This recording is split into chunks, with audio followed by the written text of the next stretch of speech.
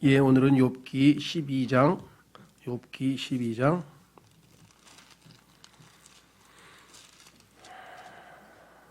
12절 욥기 12장 지난번에 11절까지 좀 봤었어요.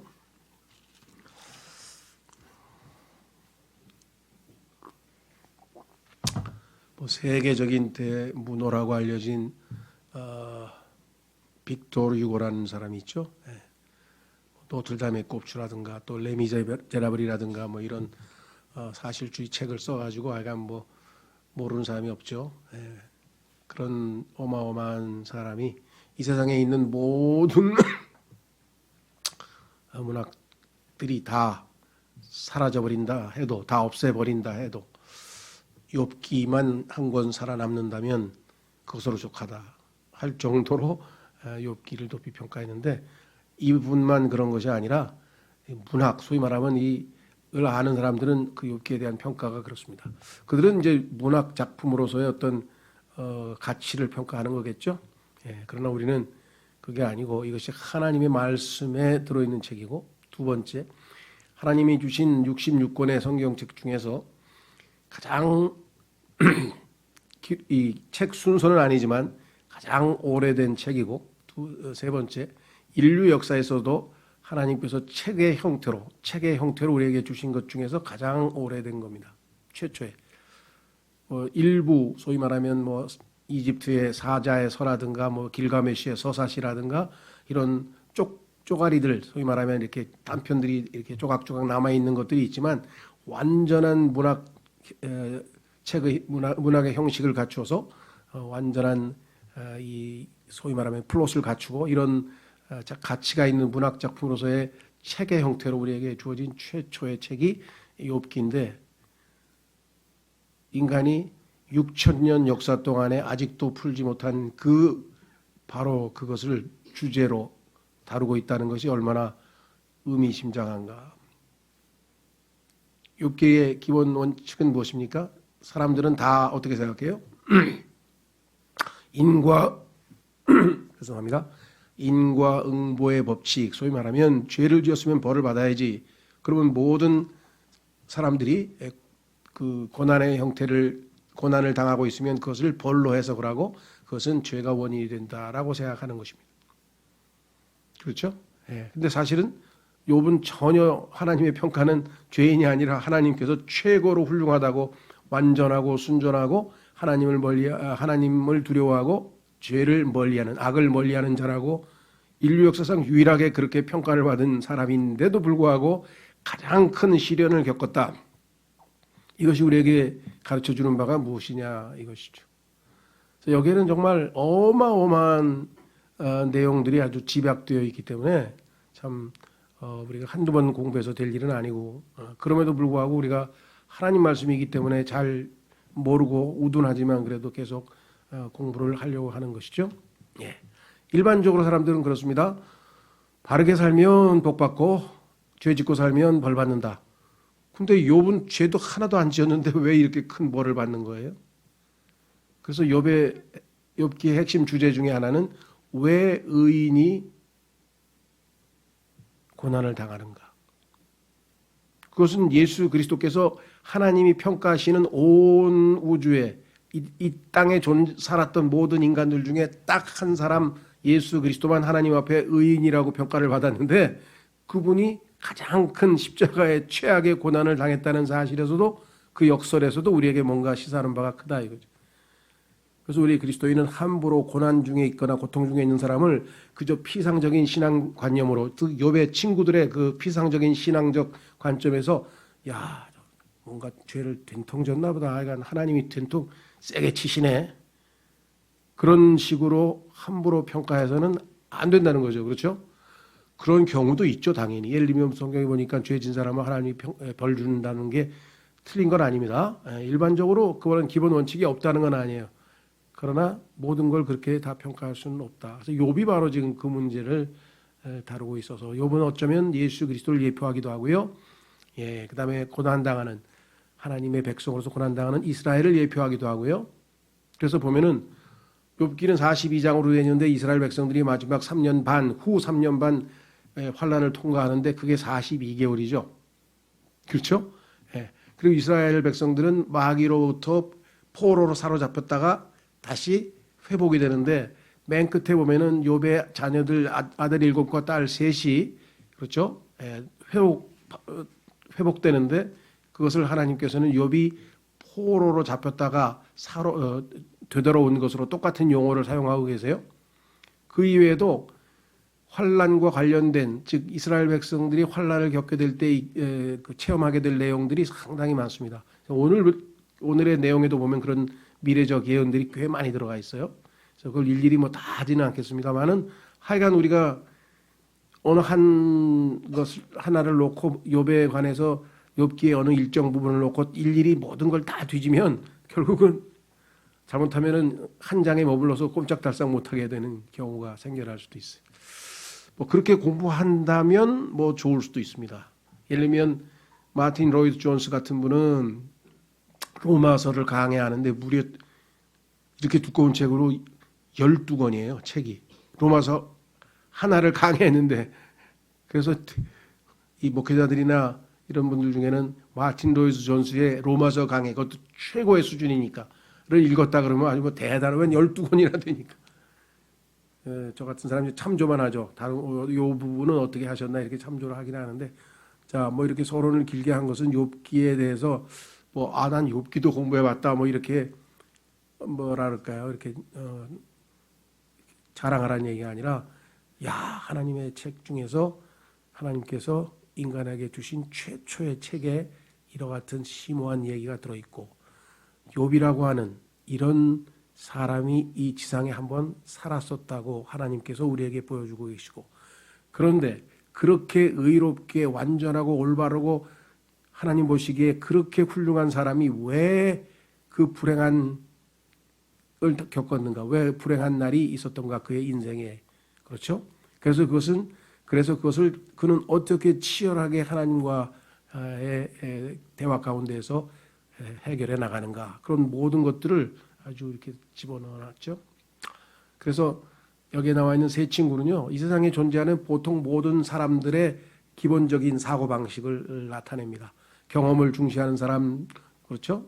전통을 중시하는 사람, 그다음에 이제 자기의 견해를 뭐 중시하는 사람, 뭐 이런 식으로 해서 참 우리가 거의 의식하지 못한 채 자연스럽게 욥의 친구들과 같은 행동들을 많이 하고 생각을 할 수 있다는 것 오늘 좀 우리가 염두에 두시고요. 자, 그래서 우리는 이제 욥의 그 세 번째 친구에 대해서 답변을 하는데 12, 13, 14장을 지금 가고 있는 중인데 욥은 세 번째 친구에 대해서만 답변을 하는 게 아니라 복수로 씁니다. 너희 셋 다, 3명까지죠. 3명의 친구가 왔으니까 셋 다 내가 딱 들어보니 딱 한 가지네 뭐 답은. 너 무슨 죄를 졌냐? 빨리 회개해라. 그렇죠? 그래서 너는 죄를 지어서 지금 이렇게 하나님 앞에 벌 받는 것이고 따라서 죄를 회개하면 옛적에 누리던 영화를 다시 되찾으리라. 요게 간단하게 얘기하면 복잡하게 얘기했지만 핵심은 이거예요. 그럼 이거는 어떻게 된 겁니까? 처방을 잘못 내린 거죠. 욥은 지금 죄 때문에 벌 받는 게 아니잖아요. 그럼 완전히 처방이 빗나갔죠. 자, 그래서 13장 미리 좀 보면은요. 13장 4절에 보십시오. 욥이 친구들한테 뭐라고 얘기하냐면요. 물론 화가 나서도 얘기했겠지만 그게 아니라 객관적으로 봤을 때도 욥의 답변은 올바른 답변이에요. 뭐라 그랬냐? 13장 4절에 그러나 너희는 거짓말을 지어내는 자요. 하나님께서 나보고 완전하고 순전하고 올바르고 훌륭하다 그랬는데 너희는 나보고 아주 죄인에다가 위선자에다가 거짓말쟁이에다 지금 막 온갖 비방을 하니 너희가 거짓말쟁이가 아니냐. 그 다음에 뭐예요? 다 쓸모없는 의사들이니라. 의사는 제대로 진단을 하고 처방을 해서 병을 고쳐줘야 되는데 완전히 잘못된 처방을 내렸죠. 그렇죠? 과거에 어떤 분이 간증을 썼는데 그리스도인이 된 어떤 분이 글을 썼더라고요. 병원에 갔는데 암이라고 이렇게 진단을 받았대요. 그래가지고 이제 아이고 하나님이 날 부르시는가 보다. 이제 인생 다 정리해야 되겠다. 그러고서 정리수순에 들어가가지고 다. 그리고 두 번째 검진을 받으러 갔더니 암이 없는데요. 오진을 한 거예요. 오진. 이 사람한테는 전화위복이 됐겠죠. 한 번 더 사는 셈 쳤겠지만은, 우리 주변에도 보면요, 지금 뭐 여러 가지 검사 기구가 뭐 초음파 무슨 뭐 그다음에 뭡니까 MRI 뭐 있어가지고 그래도 많이 덜 요즘에 오진을 하지만, 예전에 보면요 신문에 한 20, 30년 전 같아, 좀 오래됐지만 하여간 서울대학교 내과의사의 오진율이 30%가 넘는다 그러더라고요. 정확하게 진단을 잘 못하는 거예요. 네. 이 세상에 있는 모든 우리 주변에 있는 사람들은 다 정확한 진단을 못하는 그러한 쓸모없는 의사들입니다. 참 physician, 진짜 의사는 누구신가? 예수 그리스도시죠. 자, 그래서 우리는 13절로 12절이죠. 욥기 12장 12절. 늙은 자에게는 지혜가 있고 많은 날을 산 자에게는 명철이 있느니라. 우리도 나이 드신 분들이 현자라는 얘기를 많이 하고요. 일반적인 상식적인 선에서. 그러나 여기서는 사실은 예수 그리스도에 관한 이야기입니다. 성경에 보면 예수 그리스도께서 여기서 늙은 자라고 표현한 것은 사실은 조금 우리는 늙었다는 얘기가 그렇게 그 좋은 이미지로 들어오는 건 아니잖아요. 그렇죠? 여기서는 the ancient란 말은 옛적에 오래전부터 계시던 분이라고. 그래서 다니엘서 7장 9절에 19절에 보면은 예수 그리스도 이름이 옛적부터 계신 분. 그래서 대문자로 쓰여 있어요. 그러니까 예수님의 이름이 옛적부터 계신 분이에요. 옛적부터 계신 분. 그러니까 이게 그런 의미에서 쓴 건데, 이거를 ancient를 오래된 옛적부터라고 번역을 안 하고 늙은 자라고 이렇게 얘기를 하니까 이건 조금 제가 볼 때는 뉘앙스가 좀 달라지는 것 같아요. 왜냐하면 실제적으로 이 똑같은 영어의 ancient라고 하는 단어가 예수 그리스도의 이름 가운데 다니엘서에 보면 나와요. 옛적부터 계신 분. 그 다음에 지혜가 있고, 이건 뭐 주님께 지혜가 있는 것은 너무나 당연하죠. 많은 날을 산 자에게는 명철이 있느니라. 그렇습니다. 예수 그리스도께서는 아주 영원부터 계신 분이라고 성경에 나와 있죠. 그래서 요 두 단어를 합치면 예수님의 타이틀하고 딱 걸려 있어요. 그래서 옛적부터 계신 분이라 이렇게 해서 다니엘서 7장 9절 13절 두 구절에 예수 그리스도의 타이틀이 나와 있다라는 것. 자, 그러면 그분은 당연히 지혜와 힘이 그분께 있고, 그렇죠? 계략과 명철도 그분께 있나니. 요 계략이라는 단어도 좀 그렇습니다. 킹제임 성경 강희정 성령님도 그렇고 이번에 나온 근본역도 보니까 계략이라고 번역을 안 하고 계획이라고 했더라고요. 계획. 계략이라 그러면 여러분 어떻게 생각하십니까? 조금 나쁜 음모를 꾸미는 것 같은 그런 뜻으로 쓰이죠. 그렇죠? 예. 지략이라든가 뭐 계획이라든가 이렇게 썼으면 모르겠는데, 여기서 왜냐하면 그 다음에 14절에 예수 그리스도 즉 하나님이 어떠한 분이신가를 설명하고 있기 때문에 12, 13절에는 하나님과 관련되어진 내용으로 문맥이 같아요. 그래서 조금 용어를 이런 계략이라든가 늙은 자라든가 이런 표현보다는 그 단어 자체는 번역은 잘못된 게 없는데 좀 긍정적인 이미지를 줄 수 있는 어휘로 그렇게 했으면 좋겠다는 생각이 좀 드네요. 자, 그래서 14절부터 25절까지는요. 이렇게 얘기하는 거예요. 너희가 내가 하나님에 대해서 아무것도 아는 게 없다고 지금 비판을 했는데, 내가 하나님에 대해서 알고 있는 바를 얘기하겠다. 나도 하나님에 대해서 많이 알고 있거든. 나도 너희만큼 알고 있어. 그 얘기를 하는 게 바로 13장 1절에 나와 있어요. 결론이. 그래서 결론부터 보고 13장 1절에 보라, 내 눈이 이 모든 것을 보았고 내 귀가 그것을 듣고 깨달았느니라. 너희가 아는 것 바로 그것을 나도 아노니 내가 너희보다 못하지 아니하니라. 그러면서 그 증거가 뭐냐? 지금 14절부터 쫙 얘기합니다. 하나님에 대해서 자기가 알고 있는 바를. 첫째, 보라, 그분께서 허무시면 그것을 다시 세울 수 없고 그분께서 사람을 가두시면 열 수 없느니라. 구약 성경에 이런 예가 나와 있죠. 예, 예를 들면 그 노아의 방주를 하나님께서 문을 콱 닫으셨죠. 다 실은 다음에 그 다음에 하나님께서 열어주시지 않으면 그 노아의 방주의 문이 열리겠습니까? 보라, 그분께서 물들을 막으시면 물들이 마르고 또한 그분께서 물들을 보내시면 물들이 땅을 뒤엎느니라. 노아의 홍수가 있죠. 16절, 힘과 지혜가 그분께 있고, 아까 나왔었습니다. 13절에 속는 자와 속이는 자가 그분께 속하였으므로 성경에 보면은요, 하나님께서 속이면 다 속습니다. 그렇죠? 예. 하루는 하나님께서 그런 얘기했죠. 아합이라고 하는 왕이 아주 하나님 보시기에 악한 일을 해서 하나님이 심판하셔야 되겠는데, 아합을 어떻게 하면 가서 전쟁에 나가서 죽이게 할 수 있겠는가 그랬더니, 거기에 거짓말하는 영이 하나님 앞에서 제가 가서 아합을 속여서 전쟁에 내보내서 죽이게 하겠습니까? 하겠습니다. 그래, 가서 그 임무를 이루라. 그래가지고 가서 이번에 나가면, 전쟁에 나가면 반드시 승리한다고 내가 주의 영이 음성을 들었다. 그 거짓말을 쳐가지고 뭣도 모르고 전쟁에 나갔다가 죽어버렸잖아요. 그죠? 야, 하나님께서 속입니다. 나중에 보면 하나님의 그 속임이 어느 정도까지 있느냐 성경에 보니까요. 데살로니가 후서 한번 가보겠습니다. 마지막 시대에 여러분들 어떻게 생각하세요? 요즘에 나오는 그 뭐예요? 뭐 JMS도 그렇고 뭐 신옥주도 그렇고 뭐 하여간 이상한 이단들이 뭐 엄청나게 많은데 얘 내용을 들어보면 그냥 말이 안 돼. 뭐 이런 걸 믿나? 여러분 왜 믿는 것 같아요? 저는 한참 고민했어요. 아무리 뒤로 물러주고 막 초등학교밖에 안 나왔다고 만약에 그렇게 쳐도 이런 거짓말을 이걸 믿을 수가 있나? 답은 뭐예요? 하나님이 믿게 하신 거예요. 그래서 답이 풀렸어요, 제가. 이제는 그런 짓 봐도 내가 다 보세요. 데살로니가 후서 2장. 데살로니가 후서 2장에 가면은요. 그래서 이제는 그런 사람들 믿으면 아유, 또 하나님이 속이셨구나. 데살로니가 후서 2장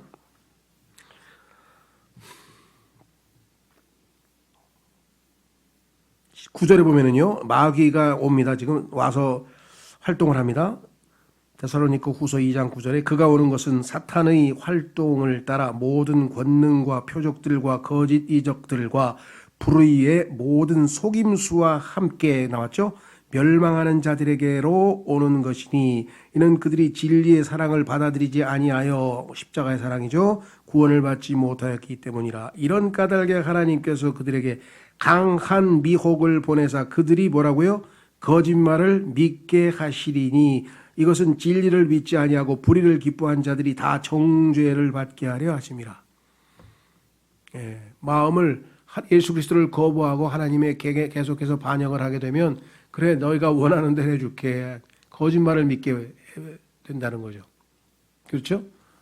자, 그래서 다시 돌아오시면은요, 속이는 자, 속는 자 다 하나님 손에 있습니다.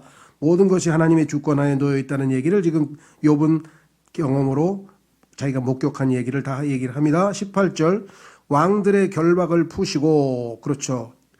잡혀간 왕을 풀어주시기도 하셨죠. 구약에 보면은 예를 들면 뭐 누굽니까 므낫세 같은 왕을, 그다음에 그의 허리를 줄로 동이시며 다시 그들을 왕으로 세우시기도 하고 통치자들을 노력하사 끌어가시고 히스기야도 누굽니까 이스라엘 왕 중에 누나를 뽑히고 끌려갔던 자가 있었죠. 강력한 자들을 넘어뜨리시며 믿을 만한 자들의 말을 제거하시고, 신실한 자 믿을 만한 사람인데 왜 말을 제거했을까요? 그 스가랴가 요한의 아버지가 하나님을 믿지 않는 순간에 그가 순간적으로 벙어리가 되면서 말을 다 하나님께서 제거해 버리셨죠.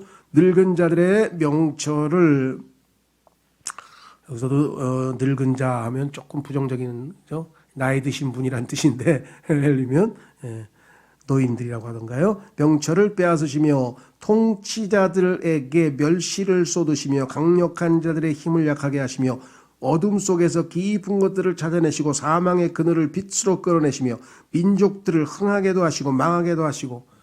그렇죠. 아주 세계적인 대제국 징기스칸, 뭐 몽골도 망하고 그다음에 뭐 알렉산더도 망하고 흥한 것 같았다 망하고 다 이거 뭐야 하나님께서. 그다음에 민족들을 크게도 하시고 다시 작게도 하시며 땅에 있는 백성들의 우두머리들의 마음을 빼앗으시고 그들을 길없는 광야에서 방황하게 하시며, 이스라엘 백성들이 광야에서 얼마나 40년 동안 방황했죠. 빛이 없는 어둠 속에서 떠듬게 하시며, 계시록에 보면 이제 미래의 환란 때 일어날 일들이죠. 달이 빛을 잃고 태양도 컴컴해지고 술 취한 사람들이, 그래서 술 취한 사람들이 같이 낮인데도 깜깜해가지고 사람들이 비틀거린다고 성경에 예언되어 있죠. 자, 이런 모든 일들 다 하나님이 권능과 지혜로 하시는 거 나도 다 알아. 하나님이 어떠하신 분인지 나도 잘 안다 그랬습니다. 그래서 정말 이들 친구들에게 이야기를 다 얘기하면서 너희들이 나를 보고 무지하다고 그렇게 비판을 했는데, 자 다시 13장으로 갑니다. 보라, 내 눈이 이 모든 것을 보았고 내 귀가 그것을 듣고 깨달았느니라. 너희가 아는 것 바로 그것을 나도 아노니 너희가 하나님이 지혜와 권능이 있은 어마어마한 분이시다고 나한테 지금 한참 설명을 하고 이렇게 했는데 내가 그걸 왜 모르겠냐. 내가 너희보다 못하지 아니하니라. 이 친구들은 이미 알고 있어요. 왜냐하면 동방에서 최고가 욥이라고 성경에서 하나님 썼잖아요. 그러니까 욥보다 한참 밑에 있는 사람들인데 너희가 아는 걸 내가 왜 모르겠냐 그랬죠. 그래서 이제 뭐예요? 그냥 난 너희하고 더 이상 얘기할 게 없다. 나는 하나님께 내 억울함을 토하리라 하면서 하나님께로 가는 겁니다. 그렇죠. 여러분들도요. 주변 사람들이 말도 안 되는 식으로 여러분들을 비꼬든지 뭐 조롱하든지 비방하든지 욕을 하든지 아니면 뭐 오해를 하든지 뭘 하든지 간에 여러분들이 할 얘기를 하고 그 다음에 더 이상 거기에 대해서 뭐랄까 거칠게 반응하거나 아니면 뭐 억울하게 막 해서 막 상처 입거나 그러지 말고 하나님께로 돌아서서 욥처럼 어떻게 했느냐. 3절 참으로 나는 전능자에게 아뢰고자 하며 하나님과 변론하기를 원하노라. 그러나 너희는 거짓말을 지어내는 자요 다 쓸모없는 의사들이니라. 욥에게는 지금 전혀 잘못된 처방을 내렸죠. 그래서 지금 욥은 모든 것을 알고 계시는 죄송합니다. 모든 것을 알고 계시는 하나님께로 모든 것을 내가 구하겠다. 이렇게 지금 이야기를 하고 있습니다. 우리도 마찬가지죠. 하나님께서 지금 뭐 얼마 전에 일어난 뭐 터키의 지진서부터 시작해서 쓰나미서부터 시작해서 또 뭐 산불서부터 시작해서 저 캘리포니아 뭐 한 달, 두 달, 호주는 몇 개월씩 그렇죠. 그 다음에 막 무슨 겨울에 막 그 예전에 없던 무슨 뭐 기온이 막 유럽이 막 한겨울에 막 20도, 25도가 올라가서 여름에 수영을 하고 하여간 지금 별의별 일이 다 벌어지는데요. 그 다음에 팬데믹이 생기기도 하고요. 예. 그러니까 이 모든 것을 완전히 총괄 주관하시는 그 하나님의 절대적인 주권에 대해서 우리 그리스도인도 당연히 다 인정을 하는 바입니다. 자, 5절로 이제 가서 이제 욥의 뭐 반격이라 그럴까요? 통렬한 반격이라고 할 수도 있는데요. 자, 뭐라고 하는가? 그러니까 욥은 지금 하나님께서 자연 세계에서도 주권적으로 모든 것을 주관하시고 사람들에 대해서도 민족에 대해서도 모든 것이 다 하나님의 손아귀에 놓여 있다라고 하는 것을 지금 쫙 설명을 한 다음에 그렇죠. 그러니까 이 모든 것들은 하나님께서 모든 것을 아시고 모든 것을 다 알아서 하고 계시는 중이다. 이렇게 지금 답변을 했습니다. 자, 그래서 이제 13절에 가서 욥은 이렇게 답변했어요. 욥은 이제 이렇게 얘기했어요. 5절에 오 참으로 너희가 모두 잠잠하면 얼마나 좋으리요. 왜? 잘못된 처방을 내고 쓸데없는 얘기를 해서 하나도 유익이 되지 않냐고 하나도 도움되지 않는 얘기만 하잖아요. 여러분 어떠세요? 여러분이 하루에 한 얘기 중에서 정말 유익하고 의미 있는 하나님 보시기에 그래도 인정받을 만한 대화가 몇 퍼센트나 될 것 같아요? 자, 그것이 너희의 지혜일 것이니라. 그냥 윗담을 깃는 게 잠언에도 보니까 차라리 잘못 말하다가 너희의 무식이 튀어나오니까 잘못 드러나니까 아예 입 다물고 있는 게 낫지 않겠느냐는 얘기가 잠언에 보면 나오잖아요. 차라리 지혜로운 자는 입을 다문다는 거예요. 뭐라 그러나요? 침묵은 아주 웅변은 은이라고 한다면 침묵은 금이라고 침묵이 더 어떤 면에서는 가치가 있다는 것이죠. 6절 이제 내 변론을 들으면 내 입술의 항변을 들어보라. 차라리 내 말을 들어보는 게 나을 거다 너희에게. 너희가 하나님을 위하여 사악한 말을 하려느냐? 얼마나 강경하게 중에 또 지금까지 하나님의 견해하고는 완전히 다른 얘기를 했어. 생각해 보세요. 하나님은 욥을 보고 퍼펙트 완전하다. 그렇죠? 순전하다. 곧 올바르다. 그다음에 하나님을 두려워한다. 악으로부터 멀리한다. 이 땅에 존재하는 인간치고 욥 같은 평가를 받은 인간은 없어요. 그래서 성경에 there was a man, 이런 인간도 하나 살았었어 과거에. 그렇죠? 너희들은 내세울 게 하나도 없어. 이런 인간도 살았었어. 이렇게 훌륭하고 뛰어난 인간이 살았었어. 그런데 그가 이렇게 불행하게 살았었어. 그런데 뭐 너 조금 불행하다고 뭐 하나님 앞에 원망하고 뭐 칙칙대고 나 하나님 안 믿어 교회 안 가. 네 맘대로 해. 하고 싶은 대로 해. 예를 들면 그렇잖아요. 욥기를 읽으면요 숙연해지는 거야.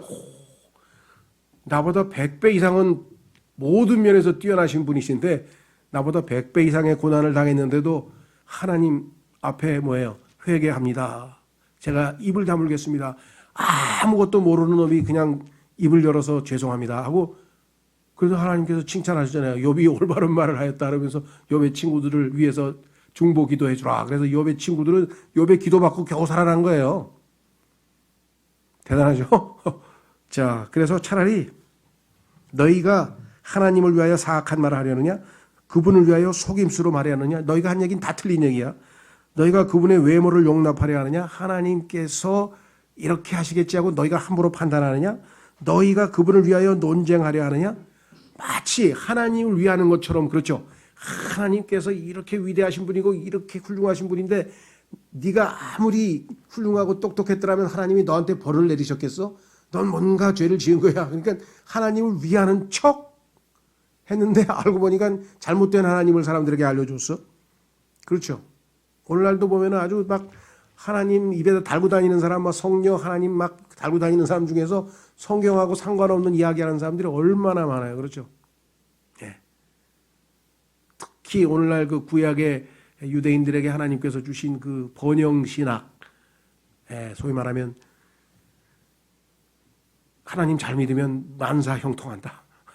모든 것이 잘 풀린다. 경제적으로, 정치적으로, 막 경제적으로, 그다음에 가정적으로, 사업적으로 막 모든 게 잘 풀린다. 뭐 이런 식의 아주 헛된 신학을 가르치는 사람 많죠. 자, 그다음에 보세요. 너희가 하나님을 위하여 논쟁하려 하느냐? 9절. 그분께서 너희를 조사하시면 좋겠느냐? 너희는 지금 하나님께서 나를 지금 이렇게 시험하고 계신데 나보다 훨씬 못한 너희를 조사하면 너희는 하나님 앞에 속기도 말로 털릴 게 얼마나 많겠냐. 떨어서 먼지 안 나는 놈 없다 그랬는데 나도 지금 하나님 앞에서 털을 이고 있는 중인데 너희가 만약에 하나님 앞에서 이렇게 신문을 당하고 그러면 어떻게 되겠느냐. 혹은 한 사람이 다른 사람을 조롱하든 너희가 그분을 조롱하느냐. 하나님을 조롱해 감히? 만일 너희가 은밀히 사람들의 외모를 용납하려 할진대 그분께서 반드시 너희를 책망하시리니. 자, 외적인 것, 요즘 얘기하는 우리나라에서는 그걸 스펙이라고 하죠. 스펙. 가문, 금수저냐 흑수저냐 뭐 이런 거. 그다음에 학벌, 그다음에 뭐 경제적인 능력, 그다음에 요즘에 또 하나 더 늘었어요. 외모, 막 얼짱인지 아닌지 뭐 이런 거 따지죠. 뭐 키도 뭐 조금 작으면 그 사람을 루저라 그러죠. 루저. 아, 이 사람 키 작아서 안 된다고 그러고. 뭐 하여간 등등등등 얼마나 많은 이런 외적인 걸로 사람들을 판단하냐 이 말이에요. 근데 그게 성경에서 보니까 악하다 그랬는데요. 교회들에서도 그런 일들이 비일비재하게 일어나서 상처 입고 떠난 사람도 많잖아요. 그죠? 근데 하나님께서 여기에 대해서 말씀하셨죠. 성경에 보면 하나님께서는 외모로 사람을 취하시지 않는다. 이때 외모는 뭐 잘생겼다 못생겼다가 아니라 외적인 조건들. 그게 아까 얘기했던 뭐 경제력, 그다음에 뭐 학벌, 그다음에 가문 뭐 이런 모든 것들로 그 사람을 평가하지 않아요. 그 사람의 속 중심, 마음을 중시하신다고 성경에 써 있죠. 우리도 그 사람이 정말 주님을 사랑하는가, 주님을 신뢰하는가 이걸 봐야지 외적인 걸 따져가 야, 저 사람 뭐 보니까 뭐 갖춘 게 많다 이게 아니죠. 자, 확인해 보겠습니다. 야고보서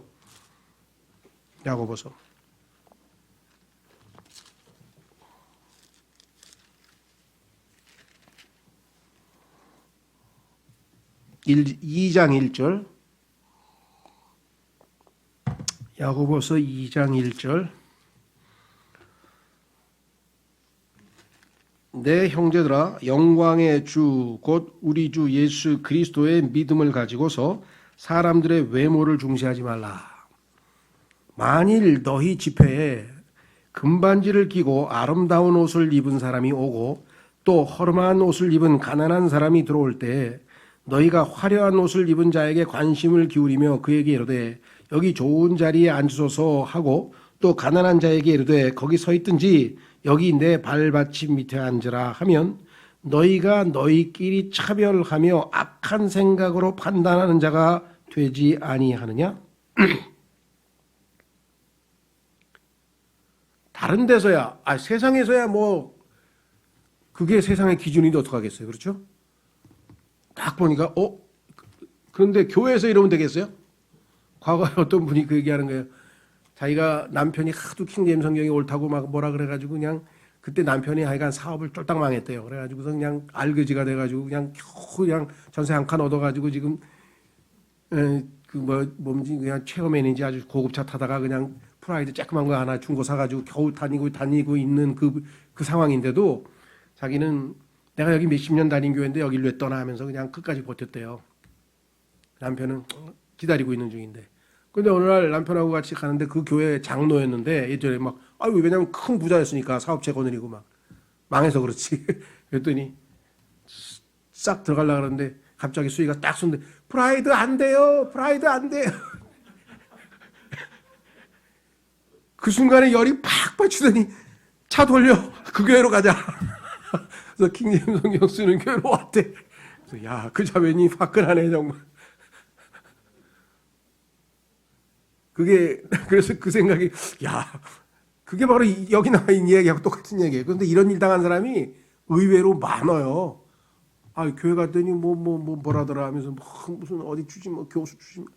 예전에 보면 우리나라만 그런 게 아니에요. 미국서도 막 영국인지 미국인지 하여간 무슨 가수야. 우리나라에 예전에 왔던 최초로 왔던 팝송 가수인데 이화여대에서 무슨 공연했던 그 가수 이름이 뭐였는지 모르겠네요. 영국. 클리프 리차드. 그 사람이 또 그냥 예수 믿었다고 교회 왔더니 그냥 막 온 교회 사람들이 어서 오시라고 막 난리법석을 쳐가지고선 이제 초신자한테 무슨 조금 있다가 잘못하면 저 사람 설교하겠네 일주일 있다. 그렇죠. 예, 그런 거 많이 봤어요. 무슨 대학 총장인데 보니까 5년 있다 벌써 무슨 이거 무슨 집사인지 장로인지 막 안수받고 그러더라고요. 초신자는 하지 말라고 성경에 써 있는데도 그렇죠? 자, 그래서 여기 보세요. 뭐라고 돼 있나? 5절 내 사랑하는 형제들아 귀를 기울이라 하나님께서 이 세상의 가난한 자들을 택하사 믿음에 부요하게 하시며 하나님 얼마나 공평하십니까? 믿을 구석이 없는 사람은요 믿음을 많이 주세요. 하나님을 그 다음에 보면 또 자신을 사랑하는 자들에게 약속하신 왕국의 상속자들로 삼지 아니하셨느냐? 나중에 가서 다스릴 왕으로 삼으신다. 그러나 너희는 가난한 자들을 업신여겼도다. 부자들은 너희를 학대하고 재판석 앞으로 너희를 끌고 가지 아니하느냐. 그렇죠. 그래서 특히 환난 시대에는요 가난한 진실된 믿음을 가진 사람치고 부자일 수가 없죠. 왜냐하면 사고 팔 수가 없으니까 적그리스도에게 협력하지 아니하면. 그러나 이것이 보편적 원칙으로 성경에서 적용되느니 그렇죠. 네, 그래서 다시 돌아옵니다. 외모, 우리 그리스도인들도 막 어떤 사람이 서울대 S대 나오셨어요? 그 큰 기업에 다니세요? 왜 이렇게 감탄하는 거야? 그러세요? 예, 음식점 하세요? 예. 왜 그러는 거야?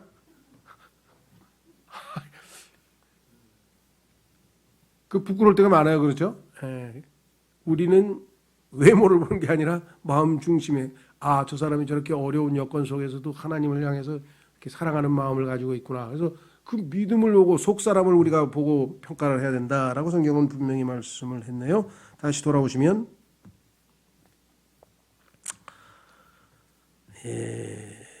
11절, 10절 보시면 만일 너희가 은밀히 사람들의 외모를 용납하려 할지인데 그분께서 반드시 너희를 책망하시리니 그분의 뛰어남이 너희를 두렵게 하지 아니하겠느냐.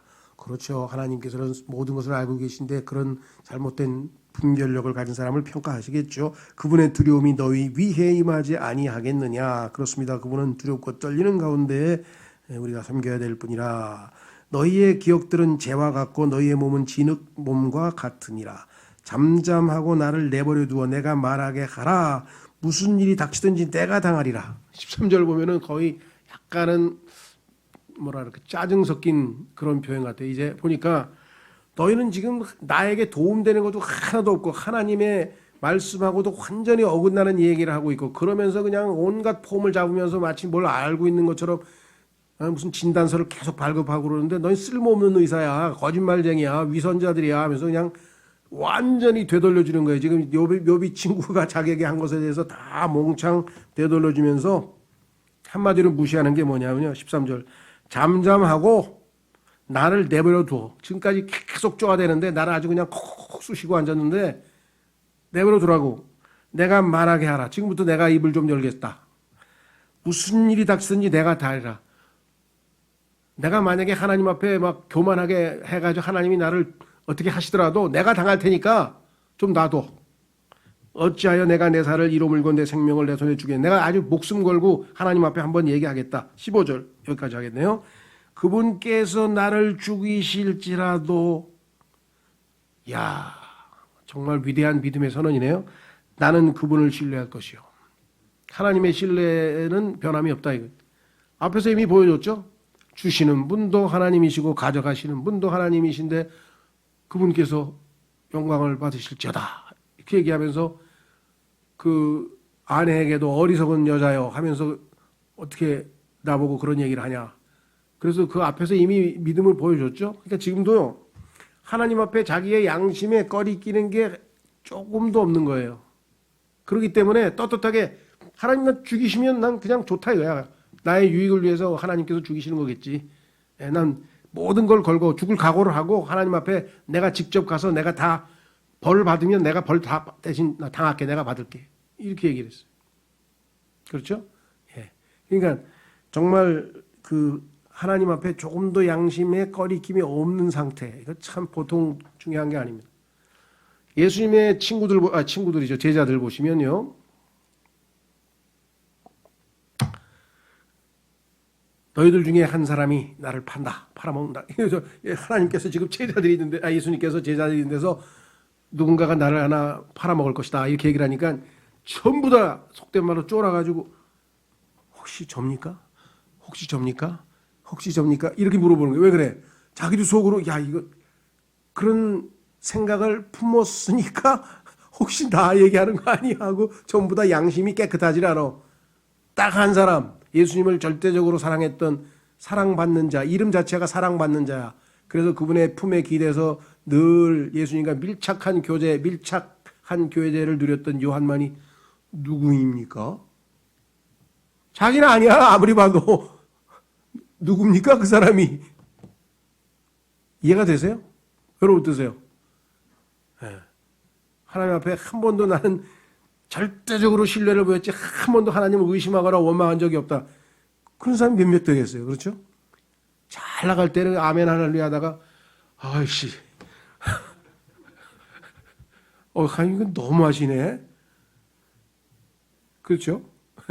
욥도 지금 양심이 깨끗한 거야. 그래 하나님이 나 죽이실지라도 나는 그분에 대한 신뢰가 변함이 없다.